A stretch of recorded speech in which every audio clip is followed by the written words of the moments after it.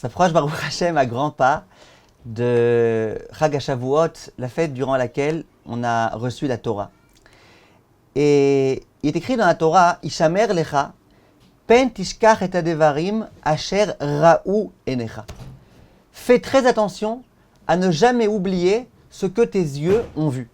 Au Har Sinaï, on a vu des choses. Il faut faire extrêmement attention à ne jamais oublier ce qu'on a vu. Demande Chachamim, a priori, il y a quelque chose de très bizarre ici. Qu'est-ce qu'il y a de bizarre? C'est que si on résume un petit peu ce qui s'est passé au moment où on a reçu la Torah, c'est pas simplement qu'on a vu, c'est surtout qu'on a entendu. Cette magnifique Torah, on l'a entendue. Imaginez quelqu'un qui vient à un cours de maths et à la fin il a zéro au contrôle. Alors l'élève il dit au prof, mais pourquoi? Pourtant je vous ai regardé. Pourtant, je vous ai vu. Il dit d'accord, mais les maths, il ne faut pas me voir, il faut comprendre, il faut écouter, il faut étudier. Alors, c'est vrai qu'il y a une expression en français, où on dit tu vois ce que je veux dire. Alors, j'ai jamais compris cette expression. C'est quoi tu vois ce que je veux dire? Je ne peux pas voir ce que tu veux dire, je peux peut-être entendre ce que tu veux dire, et encore, si tu parles de façon intelligible. C'est quoi ici l'accent qui est sur ce que tu as vu, voir ce qui a été dit?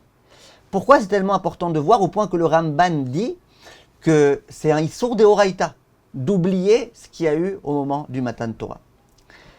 Vient le Nefesh HaChaim et il donne une explication très très belle. Il y a écrit dans la Mechilta qu'au moment du Matan Torah, ça veut dire quoi? Qu'ils étaient ro'in et akolot, qu'ils voyaient les voix. C'est-à-dire quoi? Voir des voix. On entend des voix. Shehayu ro'in et anishma, Veshomain et aniré. Ça veut dire qu'ils voyaient ce qui en général est censé être entendu et qu'ils entendaient ce qui est censé être vu. Donc, mauvaise nouvelle, au Matan Torah, on est devenu complètement timbré. Ce qu'on devait entendre, on l'a vu. Ce qu'on devait voir, on l'a entendu. Et on a le devoir en plus de se rappeler de ce qu'on a vu. Donc, ce qu'on a vu, ce qu'on a entendu, ce qu'on a vu, on commence à s'embrouiller un petit peu ici. Alors, qu'est-ce qui se cache ici?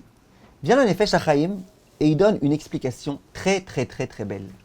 Et combien elle est nécessaire pour nous. Dit le Nefesh HaChaim, le sens auquel on fait le plus confiance d'une façon générale, c'est la vue. Quelqu'un te dit, j'ai vu ça. Tu lui dis, mais c'est pas vrai. Il dit, non, c'est pas vrai, j'ai vu. Et si tu lui dis, ouais, t'as vu, mais peut-être t'as mal vu, il va se vexer. Quoi, tu crois que j'hallucine? Tu crois que je m'imagine? En général, ce qu'on voit, on voit. C'est écrit dans la Gemara de Rosh Hashanah. Lote shmiya gdola mireya. Quand tu vois, c'est le mieux. Ce qu'on entend, t'as entendu, peut-être t'as mal entendu, peut-être c'était la voix de quelqu'un d'autre, peut-être c'était ceci. Mais quand t'as vu, tu dis j'ai vu. Le sens auquel on donne le plus de crédit, c'est la vue. Quand on a vu quelque chose, ça y est, c'est terminé. Maintenant, on sait que cette chose-là est véritable. Vient le Nefesh HaChaim et il dit, mais nous les Juifs, on a un sens qui est encore plus fort que celui-ci. On a le sens de la Emouna. Ça veut dire quoi? Nous, on sait que toute l'existence, c'est qui? C'est Akadosh Baruch Hu. Et pourtant, on ne le voit pas. Nous, on sait que les anges, ils existent, et pourtant, on ne les voit pas. Il y a tellement de choses sur Terre qu'on ne peut pas voir, alors qu'on sait très bien qu'elles existent. Et on y croit. Ah, mais on ne l'a pas vu, on y croit. Un jour, il y a un philosophe qui disait à ses élèves, vous savez, arrêtez un peu de croire à ce que vous ne voyez pas. Ce que vous voyez, les réalités patentes, irréfutables, ça, vous pouvez y croire, mais pas ce que vous ne voyez pas. Il y a un élève qui a levé la main et qui a dit, monsieur, vous n'avez pas de cerveau, vous. Alors, il s'est vexé. Moi, j'ai pas de cerveau, moi, monsieur le grand philosophe. Il dit, bah oui, je le vois pas. D'accord? Je vois pas ton cerveau, c'est que tu n'en as pas. Ça veut dire, en d'autres termes, que dans certaines philosophies, ne crois que ce que tu vois. Et la Torah, elle vient et elle dit pas du tout. Parce que la chose à laquelle on croit le plus, Kaviachol, c'est un Kadosh Baruch Hu, et pourtant, on ne le voit pas. Simplement, on a la Emouna, que ce qu'Akadosh Baruch Hu nous dit, c'est vrai, et que la Torah, elle dit la vérité. C'est pourquoi vient le Nefesh HaChaim et il dit, ça veut dire quoi que les Bnei Israël, ils étaient ro'in et anishma, et shomrim et aniré. Il dit, ça veut dire quelque chose de très simple. Ça veut dire que les Bnei Israël, quand ils étaient au Har Sinaï, ce qu'ils ont entendu, parce que évidemment que l'essentiel de ce qu'il y a eu au Har Sinaï, c'était entendre les propos de Torah. Ce qu'ils ont entendu, ils ne l'ont pas que entendu, ils l'ont entendu au niveau qui s'appelle voir. Ça veut dire, ils ont entendu vraiment. C'est rentré dans leur cœur. Et ils y ont cru à 100%. Ils ont entendu, au même titre que quelqu'un, quand il voit quelque chose, il n'a plus aucun doute. Les Bnei Israël, au moment où ils ont entendu au Har Sinaï, ils n'avaient plus aucun doute. Et ça veut dire quoi qu'ils ont entendu ce qu'on voit? C'est-à-dire que les choses qu'on voit, et auxquelles on donne plus ou moins d'importance, généralement beaucoup d'importance, puisque j'ai vu, les Bnei Israël, ils ont réussi à prendre du recul. Et dire, ok, j'ai entendu. Quand tous les autres sont en train de dire, mais tu vois bien, tu vois bien que celui qui est riche, il est heureux, que celui qui est machin, il est malheureux, que celui qui fait Shabbat, parfois il est dans la galère, que celui... Les Bnei Israël, à ce moment-là, ils se sont dit, ok, ce que toi t'appelles voir, nous on prend ça avec beaucoup de recul et on considère cette chose-là comme étant une simple écoute. L'écoute, on peut écouter ou on peut ne pas écouter. Ça, c'est le Nefesh HaChaim.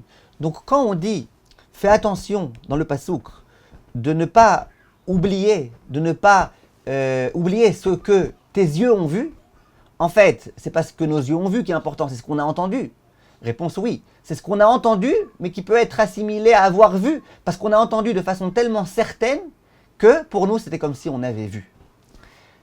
Bien le Rav Asher Weiss, et il explique, grâce à cet enseignement-là, une très belle Gemara. La Gemara raconte dans Baba Batra d'Afaïnhe qu'un jour Rabbi Yochanan était en train de faire une dracha. Et il disait à ses élèves, vous savez, qu'un jour, Akadosh Baruch Hu va amener des pierres précieuses qui sont de 30 amot sur 30 amot, 15 mètres sur 15 mètres. Et après, il va amener ça aux portes de Yerushalayim. Il y a un élève qui s'est moqué du Rav. Il lui a dit, mais attends, même les toutes petites pierres, on a du mal à les trouver. Et quand on les trouve, elles coûtent super cher. Et toi, tu me parles de pierres de 30 sur 30? Impossible. Que se passe-t-il? Cet élève-là s'est moqué de Rabbi Yochanan. Raconte la Gemara qu'un jour, cet élève-là va se trouver en bateau. Il va voir des anges qui sont en train de couper des pierres. Et il va leur dire, qu'est-ce que vous faites? C'est des pierres gigantesques, de 30 sur 30. Ils lui ont répondu, tu sais, un jour, Akadosh Baruch Hu va les mettre à la porte de Yerushalayim. Donc, on est en train là de préparer. À ce moment-là, dit la Gemara, Rabbi Yochanan est revenu voir son Rav, et il lui a dit, je vous lis dans les mots, Drosh Rabbi, je te permets, Rav, de continuer à faire la dracha, comme si on avait besoin de sa permission. Lechana Eli Drosh, t'as raison, continue à faire les drachot, t'as raison, ces drachot, elles sont vraies. Ka'asher Amarta, Ken Raiti. Ce que t'as dit, je l'ai vu de mes propres yeux, je l'ai vu. Ce que j'avais entendu et j'y croyais pas, maintenant je l'ai vu, ça y est, je l'ai vu, c'est fini. Amarlo, le Rav, il s'est mis en colère, et il lui a dit, Reka, espèce de vide. Homme vide. Parce qu'il faut savoir, c'est interdit de parler la bouche pleine, mais c'est encore plus interdit de parler avec la cervelle vide. Lui, c'est une cervelle vide. Il m'a l'eraïta, loe manta. Tu ne crois en ce que je dis que parce que tu as vu. Ça veut dire que si tu n'avais pas vu, tu n'aurais pas cru. Mais la gleg el divrei chachamim, tu te moques de chachamim. Natan enavbo, vena asa gal shelat samot. Il l'a regardé avec une sévérité extrême, et cet homme-là s'est transformé en un squelette. Plein d'eau, comme ça, posé l'un sur l'autre. Demande le Rav, a priori quelque chose de bizarre ici. À quel moment le Rav aurait dû se mettre en colère? Au moment où cet élève dit je me moque de toi parce que c'est débile ce que tu racontes que 30 sur 30, ou au moment où l'élève vient voir son Rav et qui lui dit Rav, en fait, tu avais raison. En quelque sorte, c'est moi qui me suis trompé. Il est venu avouer. C'est à ce moment-là qu'il est puni. C'est-à-dire que si jamais il n'était pas venu voir son Rav pour lui dire t'as raison, Kvod Rav, je me suis trompé, eh ben, il n'aurait pas été mort. Il ne serait pas mort. Comment ça se fait? Qu'est-ce qu'il y a ici? C'est quoi l'idée qu'il y a ici? Ben, l'idée, elle est très très forte. Des gens dubitatifs, il y en a beaucoup. Ils croient en rien. En rien. Tu leur dis plein de choses, ils n'y croient pas. Hier, je disais, parfois tu dis à quelqu'un, attention, le mur, on vient de faire la peinture, ne touche pas dessus. 100% des gens, ils sont obligés de vérifier, de mettre le doigt pour vérifier que la peinture, elle n'est pas encore complètement séchée. Ça veut dire quoi? Il y a des gens, c'est des dubitatifs de principe. Il y en a beaucoup comme ça. Donc le Rav il dit pas, je crois pas en ce que le Rav dit, même quand je vois, peut-être c'était une folie, peut-être c'était un rêve, peut-être c'était un songe, peut-être je vais me réveiller à un moment donné. Ça peut arriver des gens qui croient pas. Mais là, le Rav il dit, toi je vois que tu y crois. Puisqu'une fois que tu as vu les malachés à charrette, tu as cru. T'as pas eu peut-être qu'ils racontent des bobards. ou des moshbars, ou des je sais pas quoi. T'as bien cru. Donc si tu as cru en ce qu'ils t'ont dit, ça veut dire que tu es quelqu'un qui est capable de croire. Ah, alors ce que ton ravi te dit, et qui tire de versets, ça tu crois pas. Mais ce que tes yeux à toi, espèce d'idiot, voient, ça t'y crois. Ah, là à ce moment-là, le ravi dit, ça c'est inacceptable. Inacceptable pour un juif de ta dimension de croire en ce que tu vois, plus qu'en ce que Chachamim t'enseigne. Ça, c'est pas juif de faire ça. C'est comme l'autre philosophe. Attention, il ne faut pas que ça se passe comme ça. Et dit le Rav, regardez comment c'est fort ce qui se passe après. Comment ça se fait que la punition qu'a eu cet homme, c'est qu'il s'est transformé en des eaux? Pourquoi? Il aurait pu y avoir autre chose. Il aurait pu y avoir plein d'autres choses qui se seraient produites. Dit le Rav, pour une raison très très simple. C'est quoi un homme? Un homme, c'est des eaux. C'est des os. OS. Un homme, c'est des os. D'ailleurs, si un jour on ouvre une armoire et qu'on trouve un squelette, c'est quoi? Ben, c'est un homme qui a gagné au cache-cache. D'accord? Un homme, c'est des os. Maintenant, nous, on dit, attendez, Kvod Arav, comment vous permettez de dire ça? Un homme, c'est bien plus que ça. L'homme.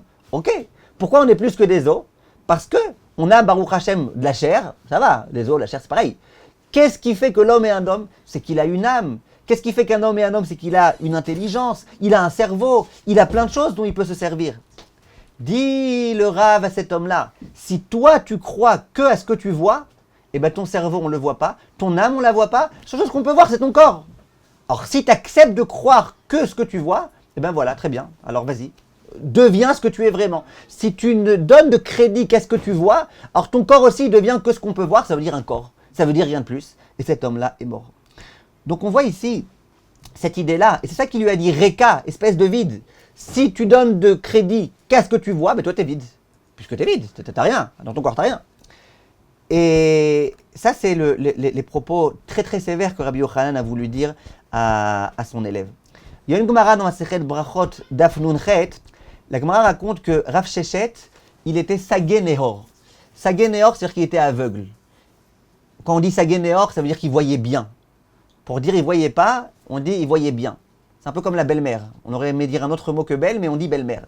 D'accord? Rav Sheshet était Sagé Nehor. Et il était en chemin parce qu'il y a le roi qui devait arriver. Et vous savez que la Torah a institué que lorsqu'il y a un roi qui vient, il y a une bracha à réciter. Tout le monde a été pour réciter la bracha. À ce moment-là, il y a un homme hérétique qui voit Rav Sheshet et qui lui dit, je ne comprends pas. Toi, tu es aveugle, qu'est-ce que tu fais là? Stam, tu vas pour aller. De toute façon, tu ne le verras pas, le roi. À ce moment-là, Rav Sheshet lui dit, tu sais quoi? Moi, je vois mieux que toi. Toi, espèce d'hérétique, je ne sais pas toi ce que tu vois. Moi, je vois mieux que toi. Alors l'autre, il dit, on verra. À un moment donné, il y a eu beaucoup de bruit, beaucoup de vacarme. Alors l'hérétique, il a dit à Rav Sheshet, ça y est, le roi, il arrive. Rav Sheshet, il a dit, je te crois pas. Et en fait, c'était pas le roi. À un autre moment, il y a eu du vacarme. L'autre, il était sûr que c'était le roi. Il a dit, il y a le roi qui arrive. Dit Rav Sheshet, je te crois pas. La troisième fois, il n'y a pas eu de bruit. Et à ce moment-là, Rav Sheshet, il dit, voilà, le roi arrive. Alors l'autre, il était complètement ébahi. Il dit, mais t'es aveugle, comment tu peux savoir quand, comment, quoi? Il dit, moi je sais très bien. Le roi, il se comporte sur terre un peu comme le roi se comporte en haut. Il ramène des psukim dans lesquels on voit que le roi, quand il arrive, c'est en silence, pas en faisant beaucoup de bruit. Donc il a réussi à voir, grâce à sa chokhma, ce que l'autre, grâce à ses yeux, n'était pas capable de voir. Qu'est-ce qui s'est passé finalement? Au moment où le Rav était sûr que cet homme-là était là, il a récité la bracha. L'autre, il s'est moqué de lui. Il lui dit, mais je ne comprends pas. Tu l'as pas vu, comment tu peux faire la bracha? Dit la Gemara qu'à ce moment-là, qu'est-ce qui s'est passé avec ce Tsedouki, cet homme hérétique? Il y en a qui disent qu'il a eu un problème aux yeux, d'autres qui disent que lui aussi, il est devenu des os. Pourquoi? C'est exactement la même idée. La même idée, ça consiste à dire que est-ce que toute la sagesse, elle se trouve que dans ce que tu vois, ou est-ce qu'il y a plus que ça? Un chacham en Torah, il est capable de voir, même s'il est aveugle, de voir, de comprendre. Il a une perception des choses extrêmement claire. Et il est écrit à propos de Léati de Lavo plus tard, Bezrat Hashem, Ki ayin be'ayin yir'u beshuv Hashem Tzion. Vera'u kol basar yachdav ki pi Hashem diber. Il y a écrit qu'on verra plus tard, Léati de Lavo, à la fin des temps, on verra ce qu'Akadosh Baruch Hu a dit. À nouveau, voir ce qu'Hashem a dit, oui, voir ce qu'Hashem a dit. On va voir ce qu'Hashem a dit, on va voir que ce qu'Hachem a dit, tout ce qu'Hachem va dire, on va nous y croire comme si on avait effectivement vu cette chose-là. Et quand on voit quelque chose, on y croit beaucoup, beaucoup. Bezrat Hashem, pour bien se préparer à Shavuot, il y aurait beaucoup de conseils à donner. Mais l'un d'entre eux, c'est de bien se rappeler. La Torah, tout ce qu'elle nous a dit, elle a raison à 100%. Elle a raison par principe.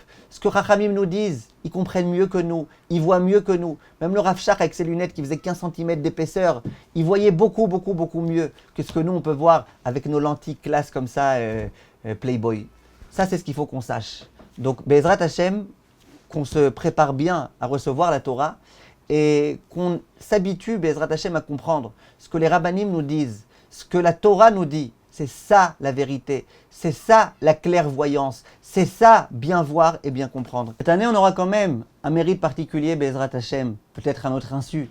C'est celui d'arriver à la fête de Shavuot après avoir vécu cette période très difficile du Corona, période durant laquelle le monde tout entier a enfin compris que ce n'est pas forcément ce qu'on voit qui existe et ce qu'on ne voit pas qui n'existe pas. Et la preuve, c'est que le Corona, qu'on ne peut pas voir de nos propres yeux, on a besoin de microscope pour pouvoir s'en apercevoir. Regardez un petit peu quel cataclysme il a causé dans le monde tout entier. Il y a des choses qu'on ne voit pas. On ne voit pas, on ne comprend pas, mais elles existent. Il y a des forces spirituelles encore beaucoup plus puissantes que le Corona. Des forces spirituelles positives dont on peut s'imprégner Bezrat Hashem si on accepte d'y croire. On a le mérite Bezrat Hashem. Merci de votre attention. Et Bezrat Hashem, Shabbat Shalom, Kol Tov, merci d'avoir été là.